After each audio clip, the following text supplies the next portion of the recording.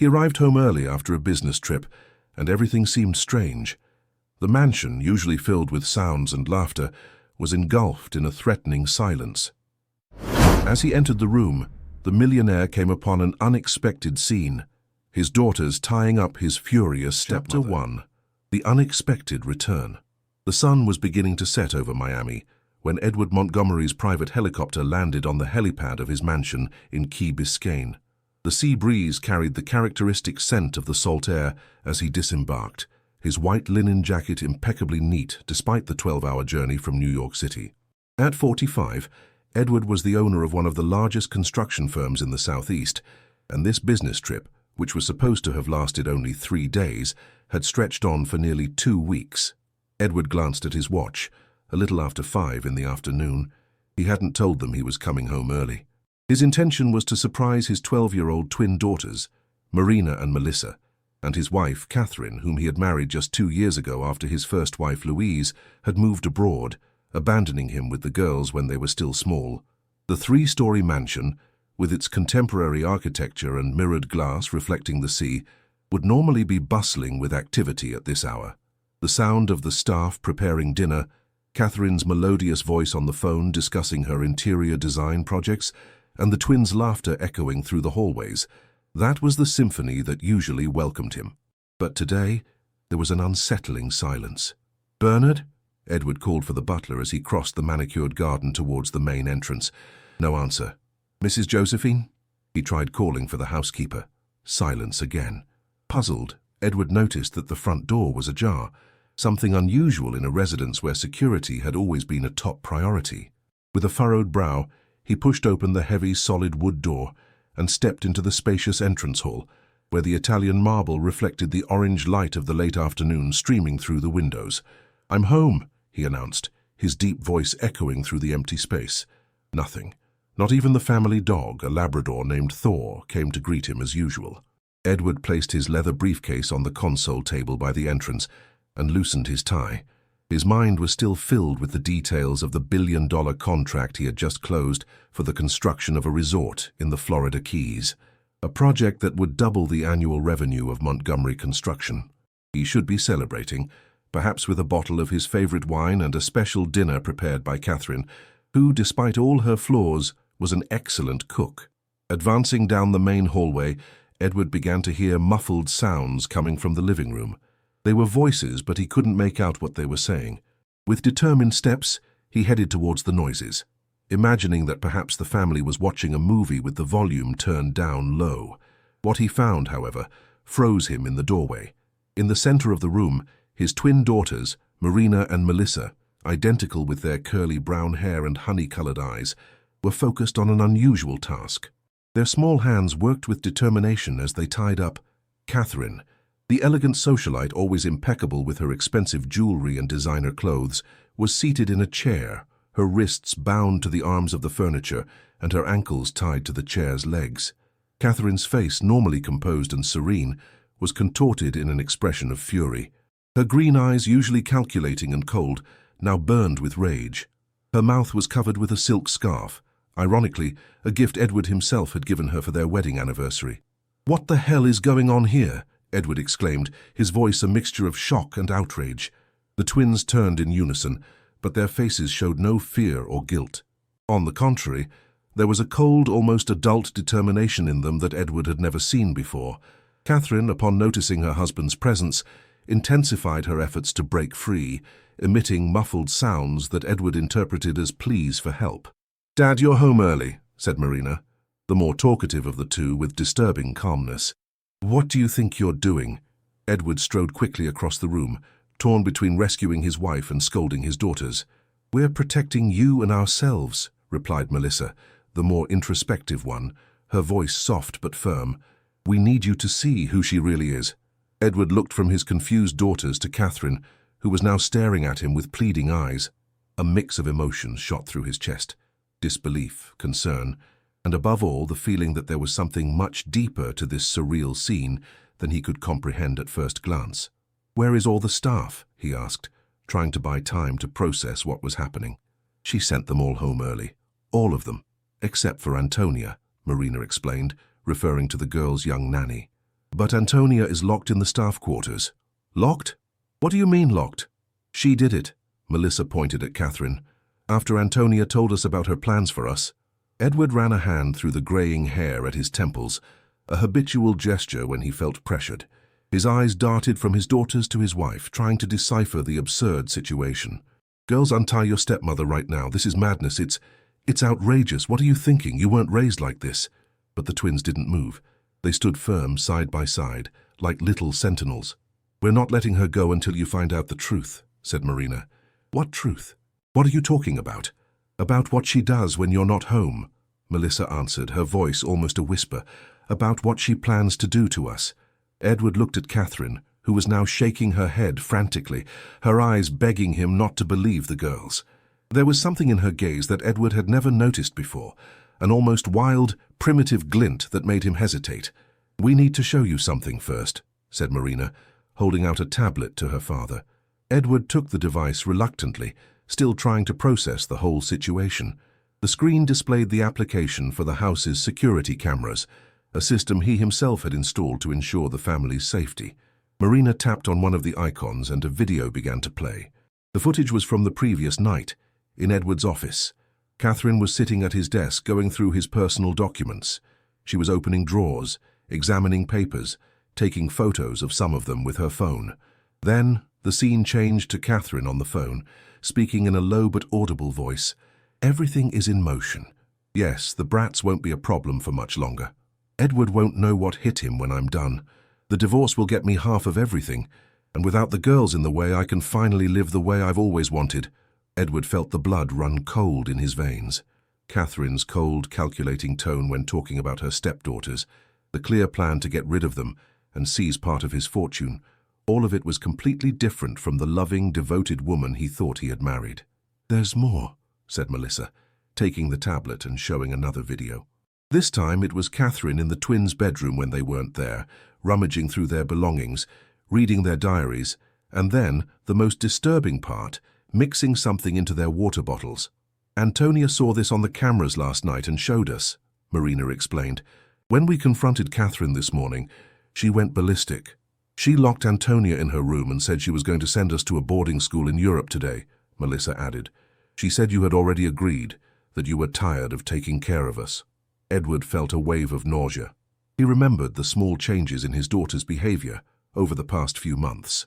Their growing shyness, their fear of eating or drinking anything prepared by Catherine, their pleas for him not to travel, signs he had ignored, convinced by his wife that it was just a difficult phase of pre-adolescence. She's been mistreating us since you married her, Dad, Marina continued, her voice cracking for the first time, but always when you're not looking, always in a way that no one would believe us if we told them. Catherine made furious sounds from behind the gag, shaking her head violently. Edward approached her slowly, his eyes fixed on hers. For a moment, he considered removing the scarf and letting her speak, giving her a chance to explain herself, but something stopped him. Perhaps it was the look of genuine panic in his daughter's eyes, or perhaps it was the memory of small details that had never made sense in his relationship with Catherine. You shouldn't have done this, he said to his daughters, his voice deep and serious. Tying someone up like this is wrong. It's extreme. The girls lowered their eyes but didn't back down. But I understand why you did it, he continued, surprising himself with his own words. And we need to deal with this now. Edward knelt in front of his daughters, holding both their hands and looking them in the eyes. You trusted me enough to show me the truth, even knowing I might not believe you. That took courage, he said softly. Now I need you to trust me one more time. I'm going to handle this, but not this way. We can't stoop to her level. Understand? The twins nodded slowly, and Edward saw tears of relief welling up in their eyes. Standing up, he turned to Catherine, who was watching him with a mixture of fury and desperation. In that moment, Edward knew that his life had changed forever, and that the family he thought he had built was based on a dangerous illusion. Chapter 2. Revelations. Let's go to Antonia first, Edward said, leading the twins out of the living room. He hesitated for a moment, glancing back at Catherine, still tied to the chair. Their eyes met, and for the first time since they had known each other, Edward saw beyond the mask of perfection she had always maintained. What he saw frightened him. We'll be back to sort this out, he said firmly to Catherine, whose expression shifted between pleading and fury. "Don't try to get loose. We need to talk, but first I want to hear the whole story." Climbing the stairs with the twins, Edward felt his heart pounding against his chest. As a businessman, he was used to crisis situations, but nothing in his experience had prepared him for something like this. As they walked down the hallway, the girls revealed, one completing the other's sentence, how life had become a nightmare since his marriage to Catherine. "She started slowly, Dad," Marina explained as they approached the staff quarters. "First it was little things. She would forget to pick us up from school, or she'd serve us smaller portions at dinner," Melissa completed. "And she'd say we were lying when we told you. Then she started throwing away our favorite toys," Marina continued. "She'd say it was an accident, but she always smirked when she thought no one was looking." They reached the door to the staff room, which was locked from the outside. Edward turned the key and opened the door. Inside, sitting on the edge of a simple bed, was Antonia, a young woman in her early 20s with tan skin and curly black hair pulled back in a bun. Her eyes were red from crying, but she stood up immediately upon seeing Edward and the twins. "Mr. Montgomery, thank God you're here," she exclaimed, rushing to hug the girls. "I tried to call you, but she took my phone and—" "Easy, Antonia," Edward interrupted her gently. "The girls showed me the videos. I need you to tell me exactly what happened." They all sat down in the small room as Antonia, still trembling, recounted how she had discovered Catherine's plans by chance, while checking the security cameras the previous night. Having been the twins' nanny for almost 5 years, since before Edward's second marriage, Antonia was practically part of the family. The girls adored her, and she protected them, as if they were her own sisters. "When I saw Mrs. Montgomery putting something in their water bottles, I was terrified," Antonia said, her voice choked with emotion. "I didn't know what to do. If I told you directly, she could deny everything, and since you were traveling, you did the right thing by showing the girls," Edward assured her, feeling a wave of gratitude for the young woman. "And what happened next?" "The girls confronted Mrs. Montgomery this morning, showing her they knew what she was doing. I was with them," Antonia continued. She went crazy, sir. She started screaming, threatening them. She said she had already arranged for tickets to send the girls to a boarding school in Switzerland today, that you had already agreed. When I said that couldn't be true, that you would never separate the girls from you like that, she locked me in here and said she'd fire me as soon as they left." Edward closed his eyes for a moment, trying to process it all. "Did she mention what she was putting in the girls' drinks?" Antonia shook her head. "Not specifically, but she said it was just to make them more docile. I'm sure it was some kind of sedative. The girls have been so drowsy lately, especially after their afternoon snack, when she insisted on serving them their water personally." Marina and Melissa nodded in confirmation, their expressions far too serious for 12-year-olds. "And today?" Edward asked. "How did you manage to, well, tie her up?" The twins exchanged a look, and it was Melissa who answered, her voice soft but firm. "After she locked Antonia up, Catherine started packing our bags. She said the flight to Switzerland was leaving tonight and that we wouldn't have time to say goodbye to you. She said," her voice faltered slightly, "that you'd be relieved to be rid of us, that we were just a burden to you." Edward felt a sharp pain in his chest. The idea that his daughters could believe, even for a moment, that he considered them a burden was unbearable. "We pretended to cooperate," Marina continued, "but when she went to her office to make a call, we ran to the kitchen. We knew we needed proof, time to show you the videos, so we got the rope from the garage, the one for the beach volleyball net," Melissa completed, "and we came up with a plan. I pretended to feel sick, and when she came to see what was wrong, I threw the rope around her from behind," Marina said with a note of pride in her voice. "I learned that move in the judo classes you signed us up for, and then we dragged her to the chair and tied her up. She was screaming so much we had to use the scarf." Edward didn't know whether to be horrified or impressed by his daughter's ingenuity and courage. On one hand, tying someone up was absolutely unacceptable. On the other, they were defending themselves from a real threat. "Now you realize this could have gone very wrong, don't you?" he asked seriously. "If Catherine had managed to get free—" "We knew you'd be here soon," Marina replied confidently. "Bernard told us on the phone yesterday that you were coming back today, though you were supposed to arrive at night. We just needed to keep her tied up until you saw the proof." Edward felt a pang of guilt. He had been so absorbed in his business that he often failed to see what was happening in his own home. How had he missed the signs? How had he not noticed his daughter's silent suffering, Catherine's veiled cruelty? "Mr. Montgomery," Antonia interrupted his thoughts. "There's one more thing you need to know." She hesitated, as if weighing the gravity of what she was about to reveal. "Last night, after I found out what Mrs. Montgomery was doing, I overheard a call she was on. She was talking to a man. It sounded intimate." Edward felt his stomach sink even further. "Are you suggesting my wife is having an affair?" Antonia nodded uncomfortably. "She mentioned meeting him in Savannah next week. She said that as soon as she could send the girls away and secure a large part of your money in the divorce, they could be together openly." A heavy silence fell over the room. The pieces began to fit together in Edward's mind. Catherine's frequent trips to visit her sick mother in Savannah, the secret phone calls, the growing disinterest in their married life. It all made a terrible kind of sense now. "Who is this man?" Edward asked, his voice more controlled than he expected. "She called him Richard," Antonia replied, "and she mentioned something about him being a partner in a nightclub in Savannah." Edward closed his eyes again. Richard Myers, an old acquaintance from the business circles of Georgia, known for shady deals and an even more questionable personal life. Catherine had introduced him to Edward at a charity event about a year ago, claiming he was just a casual acquaintance of her family. Standing up, Edward adjusted his jacket and looked at his daughters and Antonia with renewed determination. "Antonia, you have been more than an employee to this family. You protected my daughters when I couldn't. I will never forget this." The young nanny nodded, tears in her eyes. "Girls," he knelt to be at the twins' level, "you were incredibly brave. I know you were terrified, and yet you found the strength to protect yourselves and to show me the truth. I'm so sorry I didn't see it sooner." "I'm sorry I wasn't here when you needed me." Marina and Melissa rushed to hug their father, and for a few moments Edward allowed himself to simply feel the unconditional love he had for his daughters. Then, gently pulling away, he adopted the serious, decisive expression his business partners knew well, the expression he wore when he was about to make difficult but necessary decisions. "Now I need you to stay here with Antonia, while I handle the situation with Catherine," he said firmly.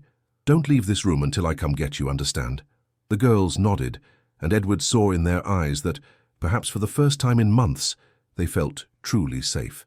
Descending the stairs back to the living room, Edward felt a mix of emotions swirling in his chest. Anger, betrayal, disappointment, but also a steely determination to protect his daughters at all costs. His marriage to Catherine had been a mistake from the start, he realized now. He had let himself be fooled by her beauty and charm, ignoring the subtle warning signs that had emerged over their 2-year relationship. Catherine was still tied to the chair when he entered the room. Upon seeing him, she intensified her efforts to communicate, her eyes shifting between pleading and fury. Edward approached slowly, observing her as if seeing her for the first time. With a decisive move, he removed the scarf covering her mouth, bracing himself for what was to come. "Edward, thank God!" Catherine exclaimed as soon as she could speak, her voice trembling and laced with indignation. "These girls have gone mad. They attacked me, tied me up. You need to call the police. They need urgent psychological help." Edward remained silent, just watching her as she continued her desperate speech.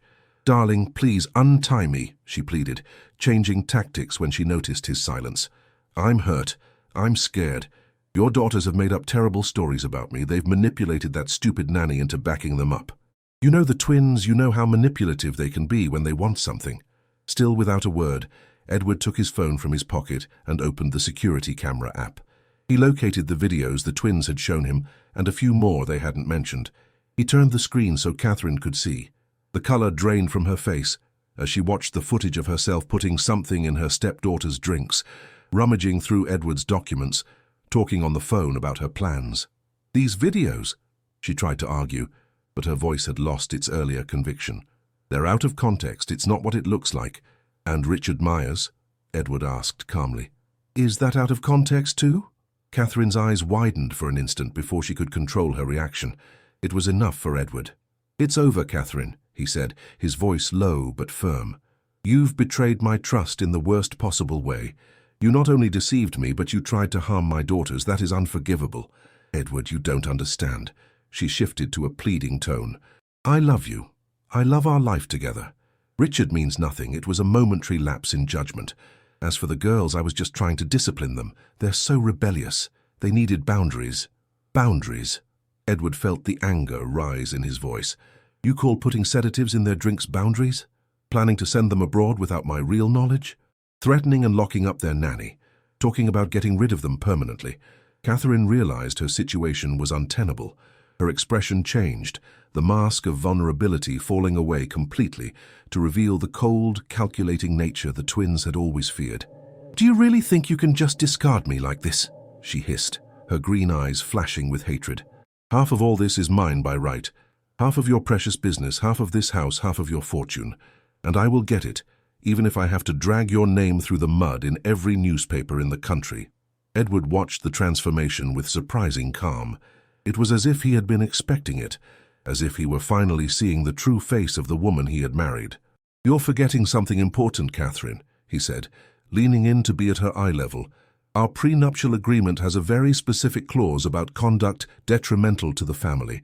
The videos of you drugging my daughters and planning to abandon them in another country without my real consent are more than enough to nullify any right you think you have to my fortune." Catherine's expression faltered for a moment, but she quickly regained her composure. "Your word against mine," she challenged. "Who's going to believe that I, a respected socialite, would do something so terrible? They'll think you manipulated those videos, that it's all a setup to avoid sharing your fortune with me." "Perhaps," Edward agreed, surprising her. "But are you willing to risk it? To expose yourself to public scrutiny, to have your affair with Richard revealed, your actions against children detailed in court? Think about what that would do to your precious image, to your social life, to the future you're planning with your lover." Catherine paled. Her immaculate reputation was her greatest asset, the foundation of all her influence in Miami's social circles. The mere hint of a scandal involving the mistreatment of children would be devastating, regardless of the final outcome. "What do you want?" she finally asked, her voice devoid of any emotion. "I want you to disappear from our lives," Edward replied simply. "No scandals, no court battles, no revenge. You will leave with what you brought into this marriage, and a reasonable sum to start over somewhere else, far from Miami, far from me, and most importantly, far from my daughters." Chapter 3. Negotiations and Consequences. The silence that followed was thick, almost palpable. Catherine stared at Edward, her green eyes rapidly calculating her available options. Behind the evident anger in her gaze, he could see what had always been there, a pragmatic coldness, a fundamental selfishness that was now completely revealed. "Untie me," she finally demanded. "I'm not negotiating anything while I'm tied up like an animal." Edward hesitated, assessing the situation. The ropes were an unnecessary extreme now that he was present, but knowing Catherine's true nature, he couldn't just release her without guarantees. "First, let's establish some terms," he replied, pulling up a chair to sit opposite her. "You will leave this house today. Your personal belongings will be packed and sent wherever you specify. You will receive a sum to start your life over, generous but far from what you hope to get from the divorce. In return, you will sign a non-disclosure agreement and never approach me or my daughters again." Catherine laughed, a cold, humorless sound. "Do you really think you can buy me off so easily? After everything I've been through in this house? After putting up with your unbearable daughters for 2 years?" "Putting up with?" Edward leaned forward, his voice low and controlled, but charged with intensity. "You poisoned children under my care, Catherine. Children you swore to love and protect in our wedding vows. This isn't just a personal betrayal. It's something that could result in serious legal consequences for you." A flicker of concern crossed Catherine's eyes, quickly replaced by defiance. "Prove it," she retorted. "Prove that what I put in their drinks was harmful. It could have been just a vitamin supplement or a natural calming remedy prescribed by a doctor. Without a toxicology report, it's just speculation." Edward smiled, a smile that didn't reach his eyes. "The bottles are intact, Catherine. The girls stopped drinking anything you offered them weeks ago, and if you're so confident, we can certainly involve the authorities. I'm sure they'd be very interested in analyzing the contents of those bottles." It was the first time Edward saw genuine fear in Catherine's eyes, a quick, fleeting fear, but undeniably real. She was bluffing, and they both knew it now. "How much?" she asked abruptly. "How much are you offering for me to disappear?" "2 million, Edward answered without hesitation. "Transferred to an account of your choice as soon as the documents are signed. It's not the fortune you were aiming for, but it's more than enough to start a comfortable new life anywhere, including Savannah, with your lover." Catherine lifted her chin, still trying to maintain some dignity in defeat. 5 million. Edward shook his head. "We're not negotiating, Catherine. It's 2 million or the legal route, with all its consequences. For long moments, only the ticking of the wall clock broke the silence of the room. Edward kept his gaze fixed on Catherine, not showing the storm of emotions consuming him inside. Anger at the betrayal, horror at what his daughters had suffered, guilt for not having noticed sooner, and an unshakable determination to end this chapter of their lives as quickly as possible. "Fine," Catherine finally conceded, her voice devoid of emotion. 2 million and you'll never see me again. But I want to be clear, you're losing the best thing that ever happened to you. Edward couldn't suppress a disbelieving laugh. The best thing? You poisoned my daughters, Catherine. You planned to abandon them in another country against my real wishes. You betrayed our trust in the lowest way possible. If there's one thing I regret right now, it's not having seen your true nature sooner. Standing up, Edward walked to an antique desk in the corner of the room and picked up his phone. He dialed a number and waited a few moments. "Dr. Mendelsohn? Edward Montgomery. I need you to come to my house immediately to prepare some documents. Yes, it's urgent. A non-disclosure agreement and divorce settlement. Within the hour, perfect." Hanging up, he turned back to Catherine. "My lawyer will be here shortly with the necessary papers. In the meantime, I'll untie you so you can pack your essential things. The rest will be sent later." Approaching, Edward began to undo the ropes that bound Catherine to the chair. "I know I don't need to say this, but any attempt to cause trouble will only make your situation worse. Are we clear?" Catherine nodded stiffly, rubbing her wrists as soon as she was free from the ropes. Her gaze swept across the luxurious room that had been her domain for the past 2 years. The expensive furniture she had chosen herself, the works of art acquired at exclusive auctions, all symbols of the privileged life she was about to lose. "Can I at least take a shower and change before I leave?" she asked, a shadow of her usual haughtiness returning to her voice. Edward nodded. "You may. But don't try to contact anyone before Dr. Mendelsohn arrives. Not Richard, not anyone. Your phone stays with me until the documents are signed." Without another word, Catherine stood up with the studied elegance that had always characterized her and walked towards the staircase, her head held high as if she were still the mistress of the house. Only the slight tremor in her hands betrayed the turmoil of emotions that surely consumed her. As soon as she disappeared upstairs, Edward allowed himself a moment of pure exhaustion. He collapsed onto the sofa, running his hands over his face. How had his life come to this? How had he not seen the danger he had invited into his home near his daughters? The sound of light footsteps pulled him from his thoughts. Antonia appeared at the doorway, her young face marked with concern. "Mr. Montgomery, the girls are worried. Can I tell them everything is okay?" Edward sat up straight, trying to compose a reassuring expression. "Everything is under control, Antonia. Catherine is packing a few things and will be leaving this house today. Please tell the girls I'll be with them soon."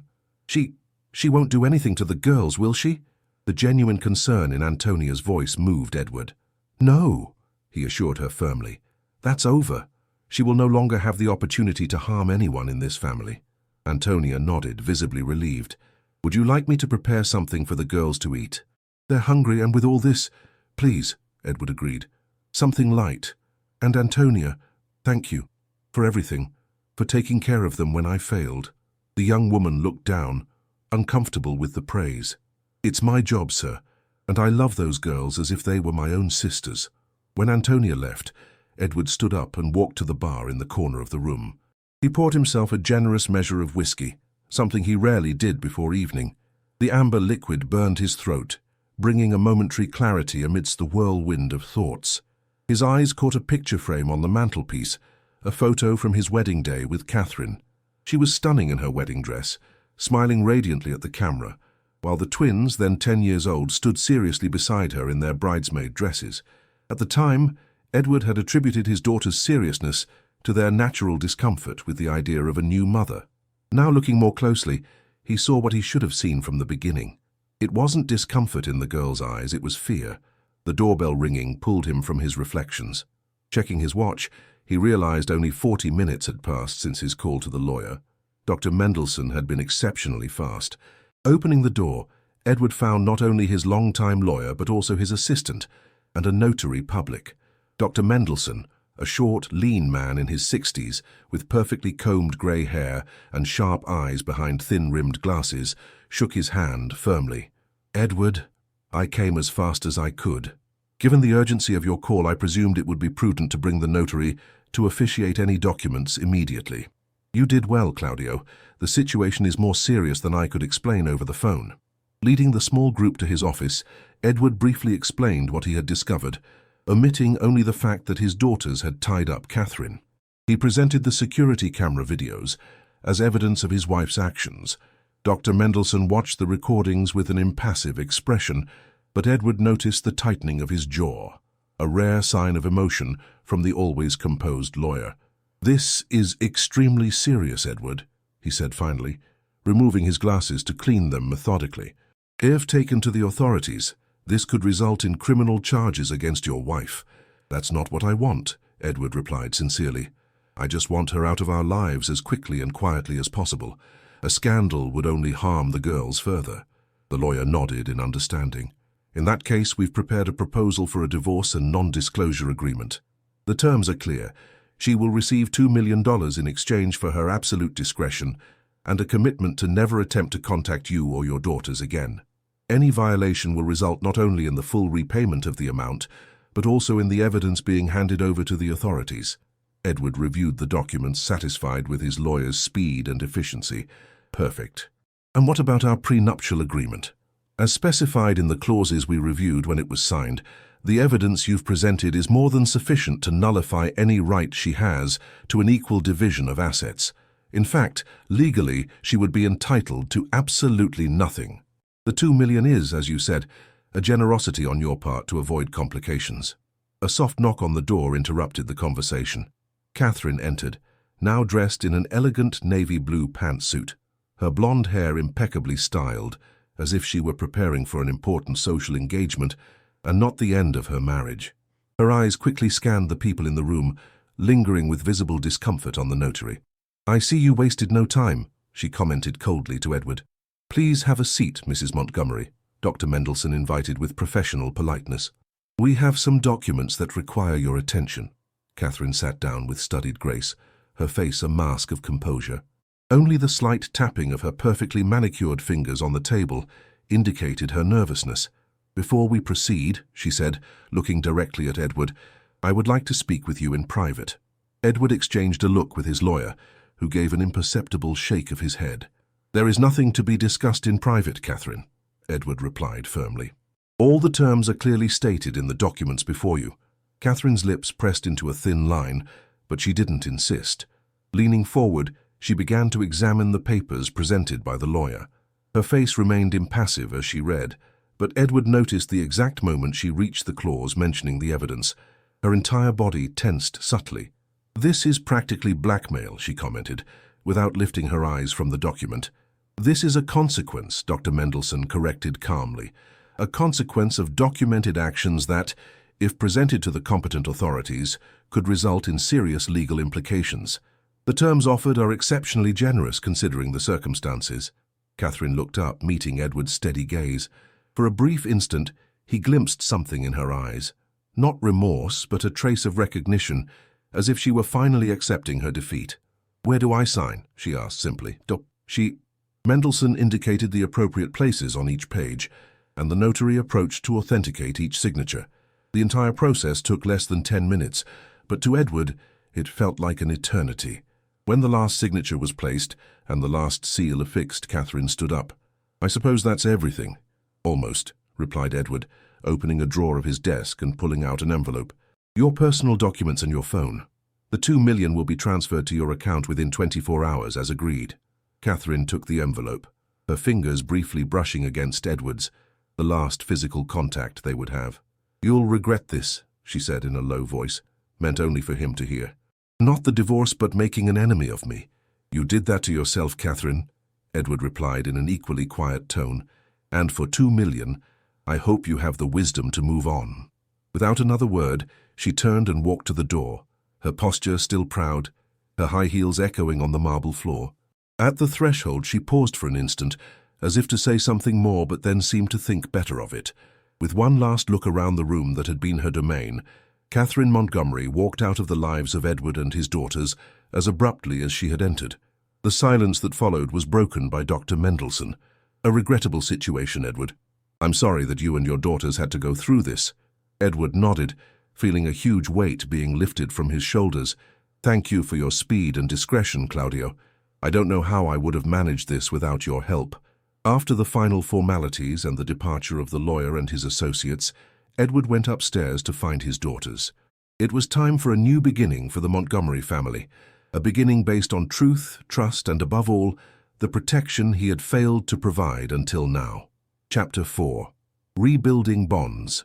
In the days following Catherine's departure, the Montgomery mansion underwent a subtle yet profound transformation. The oppressive silence that had seeped into every room over the past 2 years was gradually replaced by sounds of genuine life, the twins' laughter echoing through the hallways, music playing during breakfast, relaxed conversations over dinner.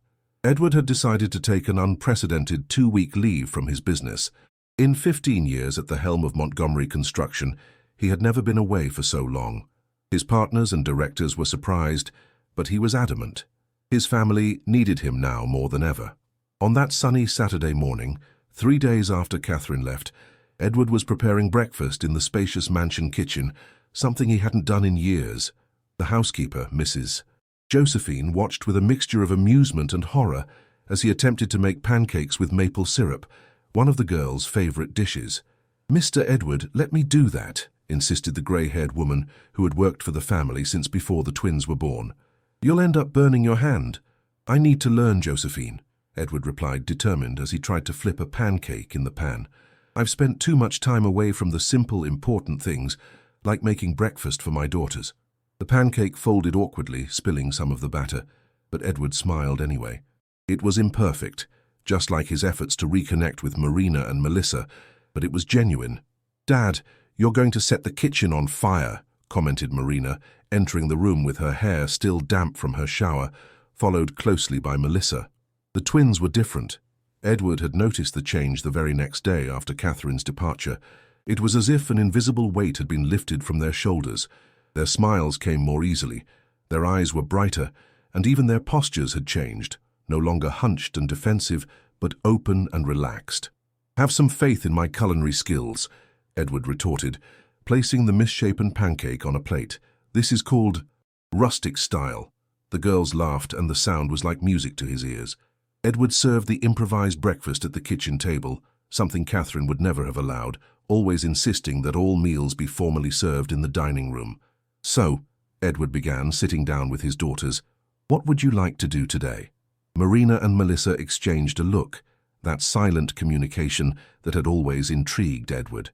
Since they were little, the twins seemed able to converse without words, as if they shared not only the same appearance, but also a mental connection that no one else could comprehend.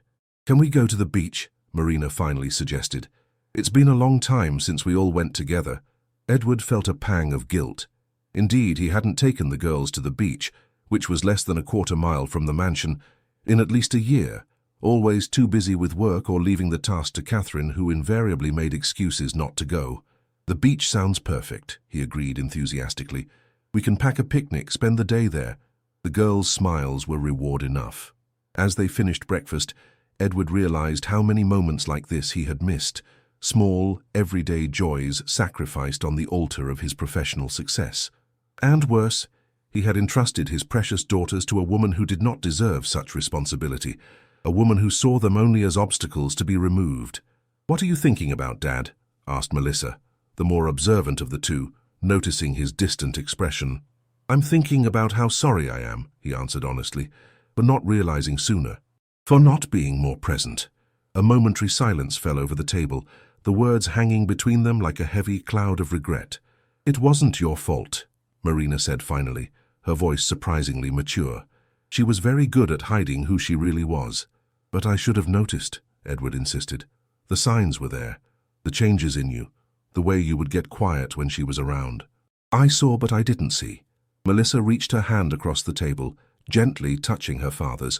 "The important thing is that you know now, and she's gone." The simplicity of the statement touched Edward deeply. Children had this wonderful ability to forgive, to move on without carrying the weight of the past. Perhaps it was time he learned from his daughters. "You're right," he agreed, squeezing Melissa's hand before standing up. "Enough looking back. Today is for the beach, sun, and fun." Let's get ready." An hour later, the three of them were walking across the white sand of the Key Biscayne beach, laden with a sun umbrella, towels, a picnic basket prepared by Mrs. Josephine, and even the old frisbee Edward hadn't thrown in years. Thor, the family Labrador, ran ahead, clearly delighted with the rare opportunity for an outing with everyone together. The beach was relatively quiet for a Saturday, with only a few families scattered along the wide stretch of sand. Edward chose a secluded spot near the natural reef break that made that section safe for swimming, despite the notorious presence of sharks in other parts of the Miami coastline. As they set up their small camp, Edward watched the twins interacting with each other and their surroundings. They were so physically similar. The same wavy brown hair, the same honey-colored eyes, even the freckles that dotted their noses were identical, but their personalities couldn't be more different. Marina was talkative, expansive, always the first to launch into new adventures. She was already running towards the sea, calling for her father and sister to follow. Melissa, on the other hand, was reflective, observant, preferring to analyze a situation before acting. She methodically arranged the towels and the basket, ensuring everything was in its proper place before considering getting into the water. "How can they be so different?" Edward murmured to himself, marveling at the mystery of his daughters. "It's because Marina is a minute older than me," Melissa commented, surprising him with her sharp hearing. "She had time to grab all the impulsiveness." Edward laughed, delighted by his daughter's insight. "And you got all the wisdom, I see." Melissa smiled, a shy but genuinely happy smile. "I think we work better this way. She pulls me into adventure, and I stop her from getting into trouble." "Sometimes. And what was it like for you before, when Catherine—" Edward hesitated, unsure if he should bring up the subject on such a perfect day, but feeling he needed to better understand what his daughters had been through. Melissa's smile faded slightly but didn't disappear completely. She sat on the towel next to her father, hugging her knees. "It was hard," she admitted after a moment of reflection. "At first we really tried to like her. We thought maybe we could be a normal family again after Mom left. But we soon realized she didn't want to be our mother. She wanted to be your wife, and we were obstacles." Edward felt his heart ache. "Why didn't you tell me sooner?" Melissa shrugged, a small, vulnerable gesture. "You seemed so happy with her, and whenever we tried to say something, she was around, or you were busy, or—" Her voice faltered a bit.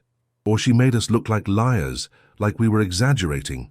She said we were jealous, that we didn't want to see you happy. And I believed her," Edward stated, the guilt evident in his voice. "You wanted to believe everything was okay," Melissa replied without accusation. "Everyone wants to believe their life is on the right track." The wisdom in the 12-year-old's words impressed Edward. How could his daughter, still so young, understand the complexities of human emotions so deeply? "Dad, Mel, come on!" Marina shouted from the water's edge, interrupting the moment of reflection. "The water's perfect." Melissa stood up and held out her hand to her father. "Coming? Marina hates to wait." Edward took her offered hand, feeling simultaneously guided and the guide. Together, they walked to the edge of the sea, where Marina was already jumping among the small waves breaking on the sand. The next few hours were filled with simplicity and joy, swimming in the ocean, playing frisbee with Thor, the delicious picnic prepared by Mrs. Josephine, and most importantly, conversation. Real conversation, without the invisible restrictions Catherine had imposed, without the constant feeling of being judged or measured. Edward was surprised to discover his daughter's interests that he hadn't known about. Marina's fascination with astronomy, Melissa's passion for American literature, their shared desire to learn how to surf. "Can we take surfing lessons, Dad?" Marina asked enthusiastically, watching some surfers further down the beach. "We've always wanted to learn." "Catherine said it was too dangerous," Melissa added, her voice instinctively lowering when she mentioned her former stepmother's name, as if afraid to evoke her with the mere sound of it. Edward felt a new purpose grow within him. "Of course you can. We'll start looking for an instructor next week. And what else would you like to do that you couldn't before?" The girls looked at each other, that silent communication again, before starting to list their long-suppressed desires. Drum lessons for Marina. Catherine said it made too much noise. A photography course for Melissa. She said it was a waste of time. Trips to Mesa Verde to see the cliff dwellings. Southern cooking classes. Another. Dog to keep Thor company. Edward listened, marveling at his daughter's vitality and dreams, and deeply saddened by how many of those dreams had been stifled in recent years. He made a silent promise to cherish each one, to give them wings instead of chains.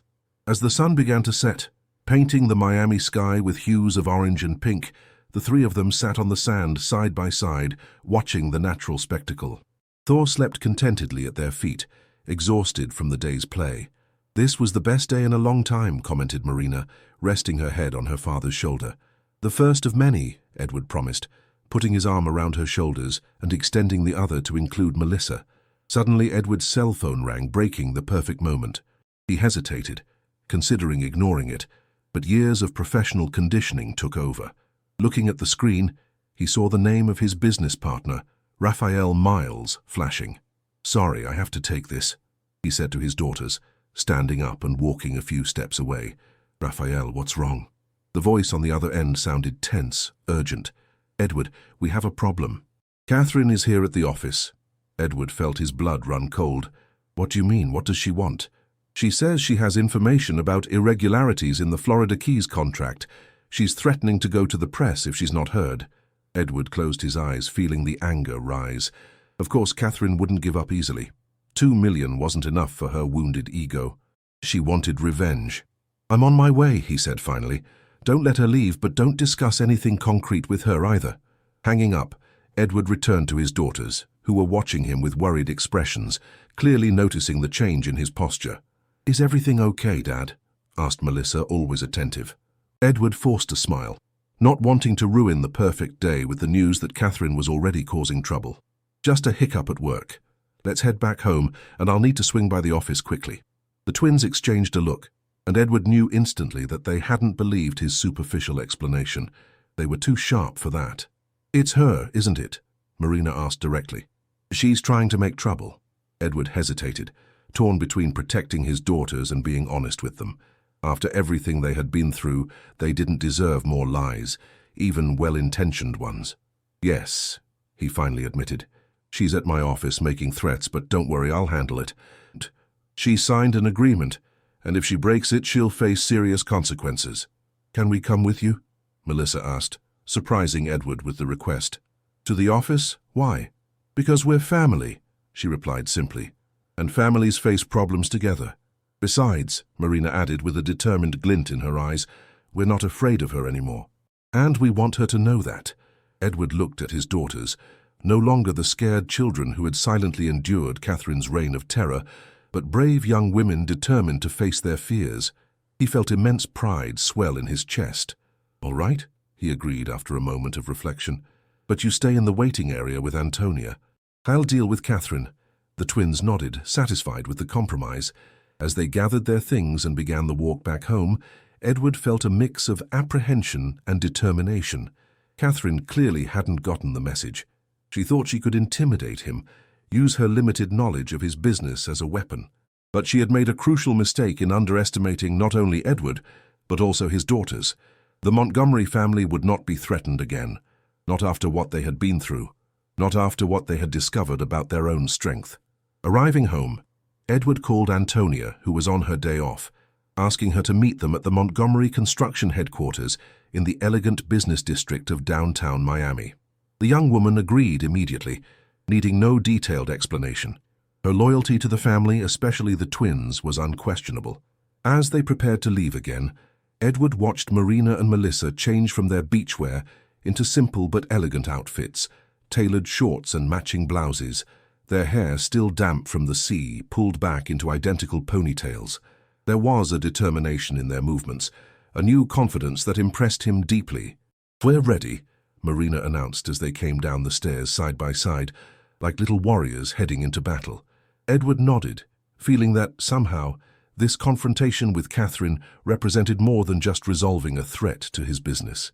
It was a final test, an opportunity to show his daughters that he had truly changed, that he would now always put them first, even in the face of professional crises. "Then let's go," he said, opening the door for them. Together. Chapter 5. Confrontations and Truths. The headquarters of Montgomery Construction occupied a restored historic building in the heart of downtown Miami. The carefully preserved Spanish colonial facade contrasted with the ultra-modern interior, a visual metaphor for Edward's business philosophy: honor the roots while looking to the future. Normally, he felt a sense of pride walking through the imposing carved wooden doors, but tonight, with his daughters by his side, he felt only determination. The sun had completely set, and the city lights were beginning to twinkle along the Miami River. As the driver pulled the car up to the private entrance, Edward noticed Catherine's silver Porsche parked ostentatiously in the chairman's reserved spot, a small act of provocation that did not go unnoticed. "She's trying to mark her territory," Melissa commented quietly, also observing the car.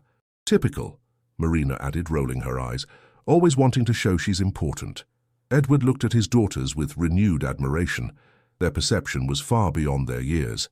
Antonia was already waiting for them in the reception area, her young face marked with concern. Upon seeing the twins, she hurried to embrace them. "Are you sure you want them here, Mr. Edward?" she asked in a low voice while the girls curiously examined the elegant lobby they rarely visited. "It was their idea," Edward replied with a sigh, "and I think they need this, to close this chapter for good. But I want you to stay with them in the second-floor conference room, away from my office where Catherine is waiting." The night receptionist, a discreet woman who had been with the company for decades, approached with a worried expression. "Mr. Montgomery, Mrs. Catherine has been in your office for over an hour. Mr. Miles is with her." "Thank you, Mrs. Celia." "Has Raphael managed to keep her under control?" The receptionist hesitated. "She was agitated when she arrived, demanding to see documents, threatening to call reporters. Mr. Miles managed to calm her down a bit, offering coffee, being understanding." "I see, Raphael was always a better diplomat than me," Edward commented with a half-smile. Turning to Antonia and the girls, his expression became serious. "You three straight to the second-floor conference room. I'll handle this as quickly as possible." Marina made a move to protest, but Melissa stopped her with a light touch on her arm. The twins exchanged one of those looks that contained entire conversations, and then Marina reluctantly nodded. "We're here if you need us, Dad," Melissa said, her voice soft but firm.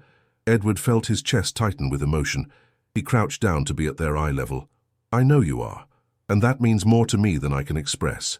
But this is a battle I need to fight alone." He kissed each of them on the forehead before straightening up. "Antonia, take care of them." "Always, sir," the young woman replied with determination. As the trio headed for the elevator, Edward took a few moments to prepare himself mentally. The initial anger he had felt upon learning of Catherine's presence had given way to a cold, analytical calm, the same state of mind he assumed during crucial negotiations. Catherine wanted to play games. He would show her she had chosen the wrong opponent. Taking the stairs instead of the elevator, Edward used the brief minutes to organize his thoughts. Upon reaching the hallway leading to his office, he saw his partner, Raphael, waiting for him with a tense expression. Raphael Miles, a tall, lean man of 50 with always perfectly trimmed grey hair and sharp, dark eyes, was more than a partner. He was a longtime friend who had been by Edward's side since the early days of the construction company.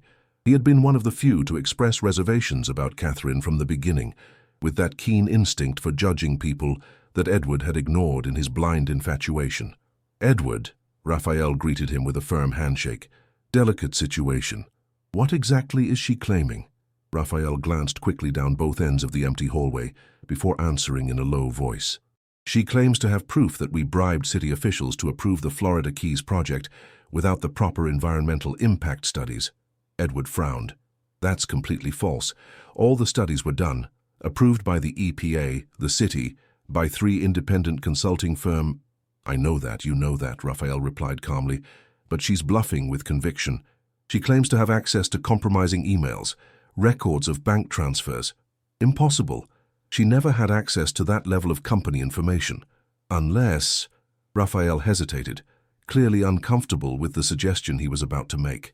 "Unless she hacked into my personal computer," Edward completed, understanding. "Those times she insisted on using my laptop to organize our photo albums." Raphael nodded grimly. "Precisely what I thought. But even so, anything she found would be fragmented at best. There's nothing compromising to find, but she could twist information, take things out of context, and cause significant damage to our reputation, even if we eventually proved our innocence," Edward concluded. "The mere suggestion of irregularities could delay the Florida Keys project for months, spook investors, and damage relationships with partners." "Exactly. She knows how the game is played, Edward. She lived by your side long enough to understand the business's pressure points. Edward took a deep breath, adjusting the tie he had hastily put on before leaving home. Let's end this once and for all. Entering his own office, he found Catherine comfortably settled in his chair, another small act of provocation. She had changed from the outfit she wore earlier into a tight red dress that Edward recognized as a gift he had given her on their last wedding anniversary. Her blonde hair was impeccably styled, her makeup perfect, as if she were ready for an elegant dinner and not an attempted blackmail. "Edward, darling," she greeted him with false sweetness. "Your partner was lovely company, but I'm glad you finally found time for me in your busy schedule." Edward maintained a neutral expression, ignoring the provocation. "Raphael, could you give us a moment, please?" His partner nodded, casting one last warning glance at Catherine before leaving, closing the door silently behind him. "What do you want, Catherine?" Edward got straight to the point, remaining standing instead of taking the visitor's chair, refusing to accept the role reversal she was trying to impose. Catherine smiled, that calculated smile he now recognized as completely devoid of any genuine emotion. Straight to the point, as always. "It's one of your qualities I truly admired. I'm not interested in games. We have a signed agreement. You received a generous sum. What more do you want?" She leaned forward, resting her elbows on the mahogany desk that had cost a small fortune. "Isn't it obvious? I want more. More money." Edward raised an eyebrow, not at all surprised. "Don't be so simplistic," Catherine retorted, a flash of irritation crossing her perfectly composed face. "If it were just about money, I would have asked for 10 million from the start instead of settling for your 2. Then what?" She stood up, slowly circling the desk, approaching like a predator, sizing up its prey. "I want reparations." "For what exactly?" "For being caught trying to harm my daughters, for betraying our trust, for planning to abandon me after securing half my fortune." A faint blush colored Catherine's cheeks, the first genuine sign of emotion she had shown. "For being humiliated, for being treated like a criminal, for being forced to leave my own home without time for proper explanations." Edward laughed humorlessly. "Proper explanations? Weren't the video's explanation enough? Or do you have some perfectly reasonable justification for putting sedatives in my daughter's drinks that I missed?" Catherine took another step towards him, her expensive perfume, another gift from him, invading his space. "Those girls never accepted me, Edward. From day one, they sabotaged every attempt I made to create a family. You weren't there. You didn't see how they treated me when we were alone. Is that so?" Edward's voice was dangerously low now. "And that justifies drugging them? Planning to send them to another country against their will? Against my real will?" "I was desperate," Catherine exclaimed, momentarily abandoning her controlled facade. "They were turning you against me, always whispering, always watching me, waiting for me to make the slightest mistake. They were 10 years old when we got married, Catherine. 10. Children who had just seen their biological mother abandon them. Children who needed patience, love, and understanding." Edward felt the anger rise again, but he kept it under tight control. "And instead they received calculated cruelty from an adult who was supposed to protect them." Catherine took a step back, visibly composing herself. When she spoke again, her voice had returned to its cold, controlled tone. "I didn't come here to debate my skills as a stepmother. I came because I possess information that could be extremely damaging to you and your precious company." "You possess nothing," Edward replied calmly. "Any fragment of information you managed to get by snooping on my personal computer is at best incomplete, and at worst completely useless." Catherine smiled, a smile that didn't reach her eyes. "Are you sure about that?" "Because a reporter from the Miami Herald seemed quite interested when I mentioned certain bank transfers to an employee at the Department of Environmental Protection." Edward kept his face impassive, though inside his mind was working quickly. The transfer she was indirectly mentioning certainly existed, to Michael Sanders, who did indeed work at the Department of Environmental Protection. But what Catherine probably didn't know, because the information wouldn't have been in his personal email, was that Michael was also his second cousin, and the money had been a family loan for his mother's medical treatment. Completely documented, declared on his tax returns transparent. "Weak bluff, Catherine," he replied, allowing himself a small smile. "Any transfer you discovered has a perfectly legitimate, documented and traceable explanation. Try again." Her confidence wavered for an almost imperceptible moment, but she quickly recovered. "And what about the environmental impact studies on the coral reefs?" I have emails suggesting you were aware of potential damage and went ahead anyway.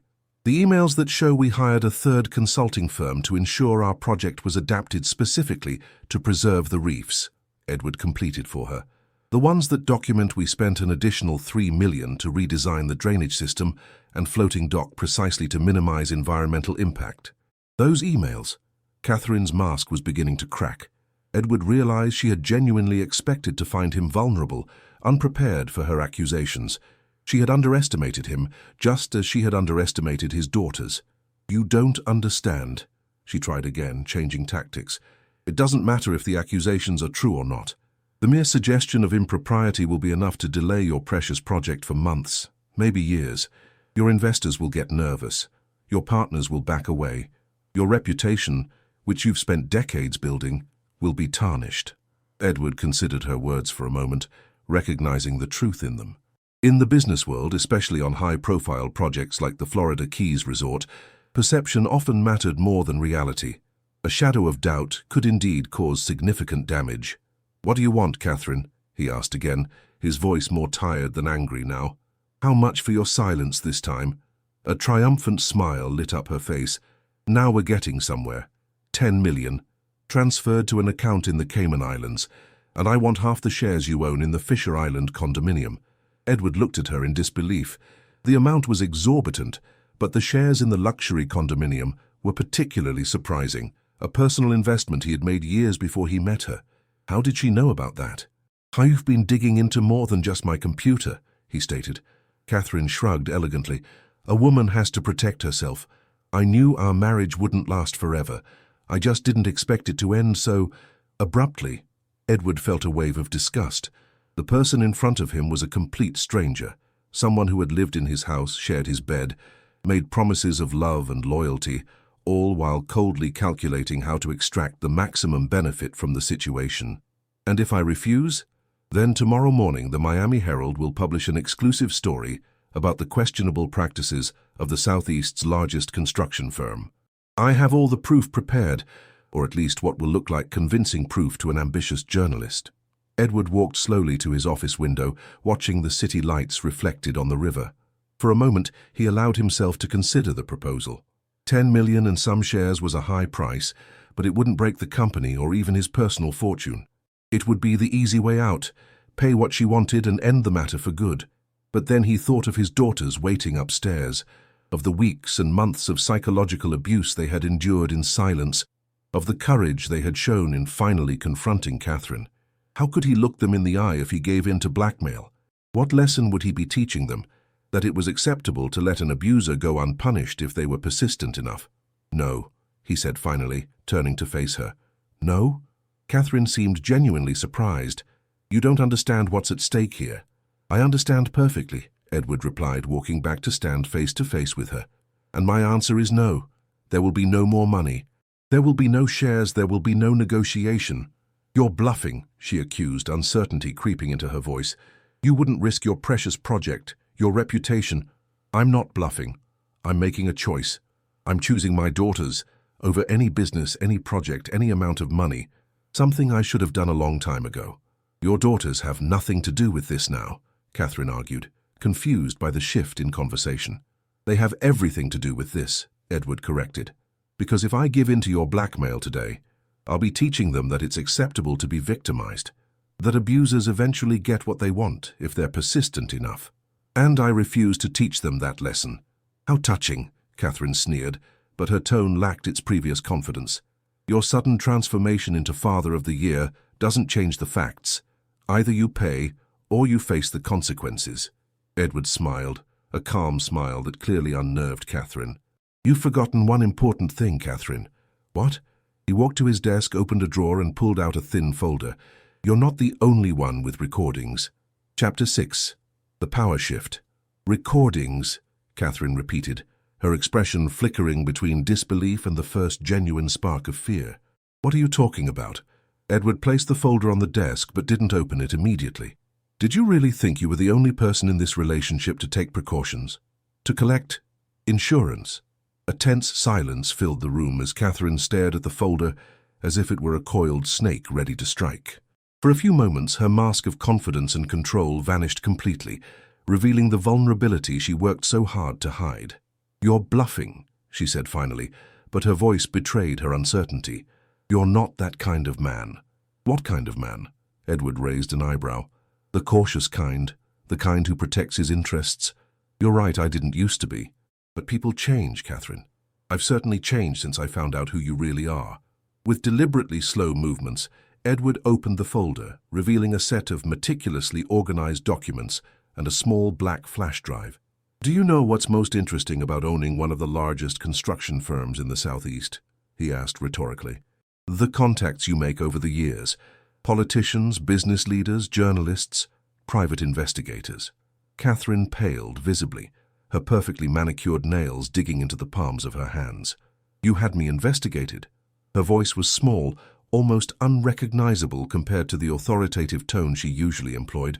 "Not at first," Edward admitted, calmly leafing through the documents. "I trusted you completely in the beginning, but about 6 months ago I started noticing discrepancies, small inconsistencies in your stories about visiting your mother in Savannah, expenses that didn't make sense, mysterious calls you'd end abruptly when I walked into the room." Catherine's face was now drained of all color, but she remained silent, calculating her next move. "At first I convinced myself I was being paranoid," Edward continued. "After all, why would my beautiful, devoted wife lie to me? What reason would she have?" A humorless smile crossed his face. "But then I remembered a piece of advice my father gave me when I started in business. Trust, but verify. So, I hired someone to verify." Edward pulled a sheet from the folder and turned it so Catherine could see. It was a series of photographs, her entering a luxurious hotel in Savannah, holding hands with a man who was not Edward. The images were sharp, undeniable.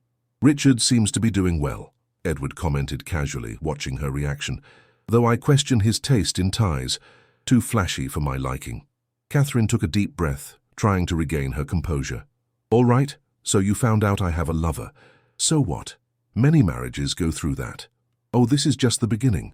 Edward turned another page, revealing financial documents.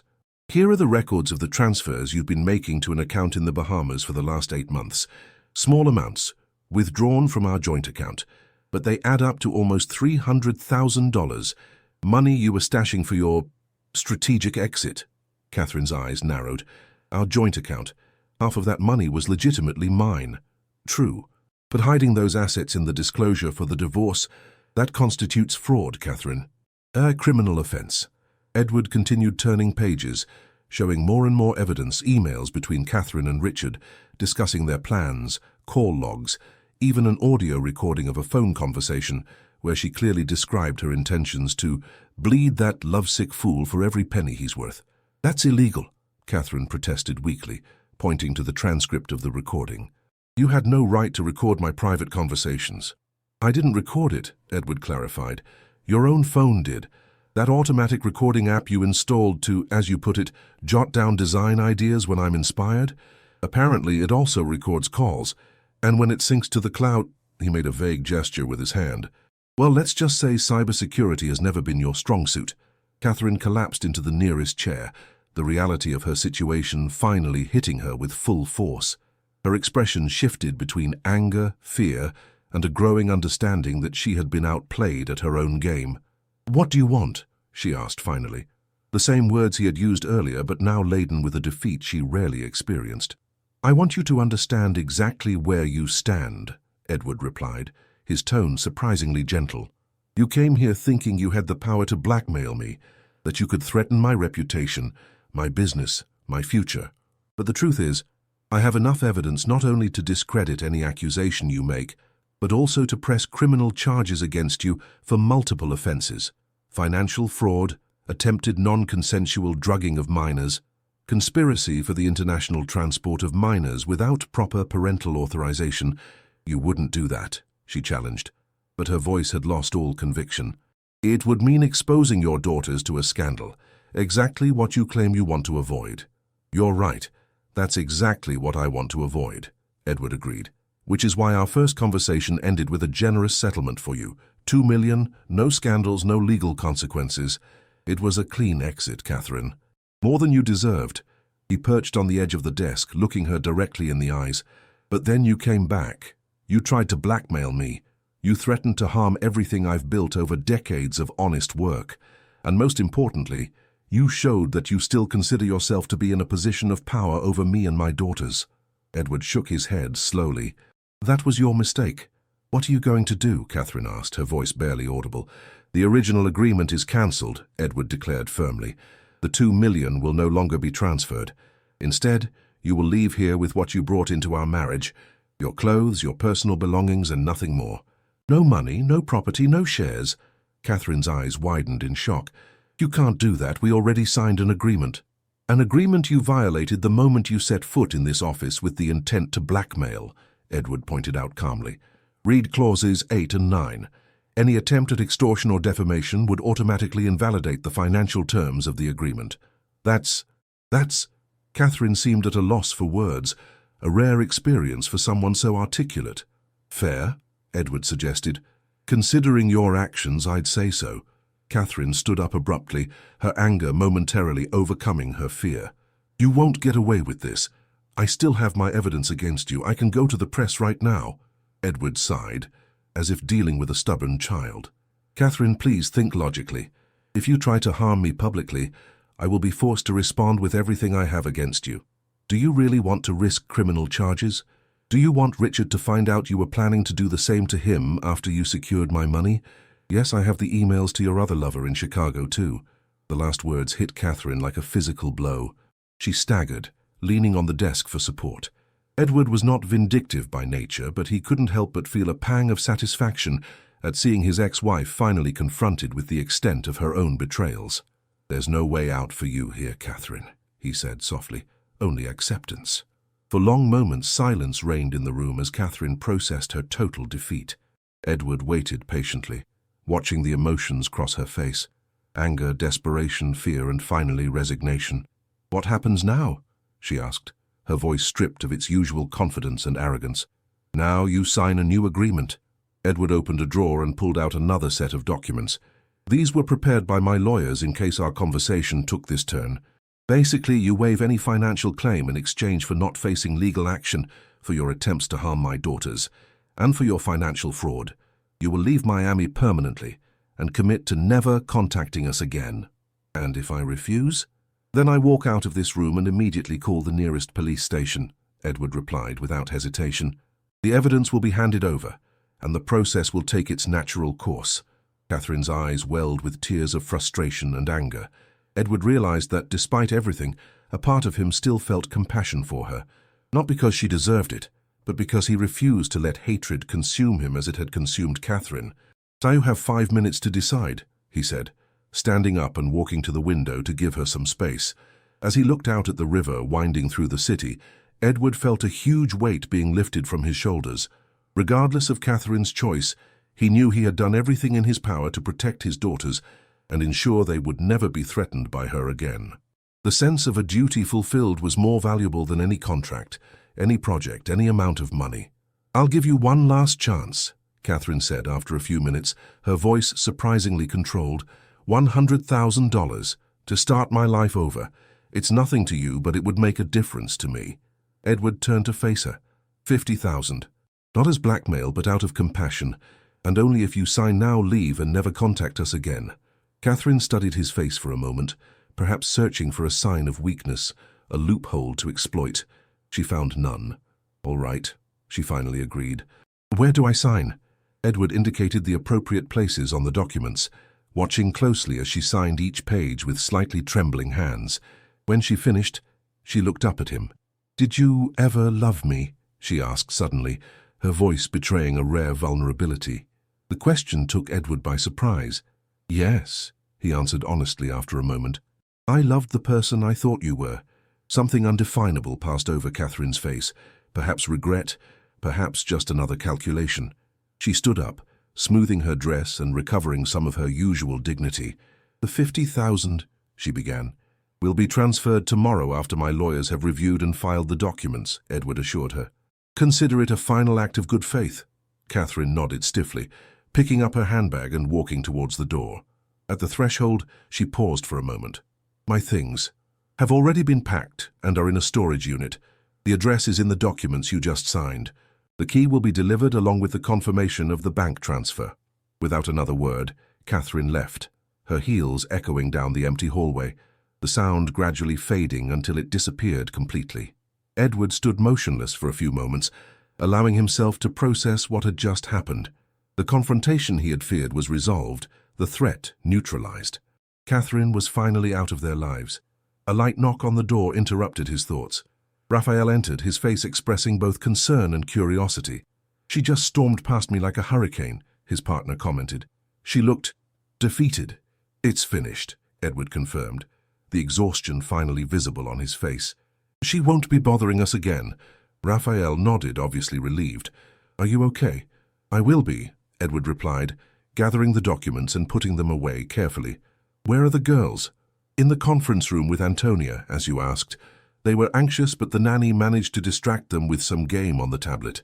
Edward smiled faintly, imagining the scene. "Thank you for your help, Raphael. I know facing Catherine alone couldn't have been easy." "We've been friends for a long time," Raphael replied simply. "Besides, I always knew there was something wrong with her. I just regret it took you so long to see it." Edward nodded, accepting the implicit criticism. "Sometimes we're blind to what's right in front of us. The important thing is that you see clearly now." Raphael placed a comforting hand on his friend's shoulder. "Go get your daughters. Take them home. The rest can wait until tomorrow." With a nod of gratitude, Edward left the office and went up the stairs to the second floor, feeling each step lighter than the last. When he opened the door to the conference room, he was immediately met by the anxious gazes of the twins, who stood up simultaneously upon seeing him. "Is it over?" asked Marina, always direct. "It's over," Edward confirmed, opening his arms. The girls ran to him, wrapping him in a tight hug. Edward closed his eyes, soaking in the moment, feeling the fragility and the strength of his daughters, marveling at the resilience they had shown. "Is she gone? For good?" Melissa insisted, her voice still laced with a caution that broke Edward's heart.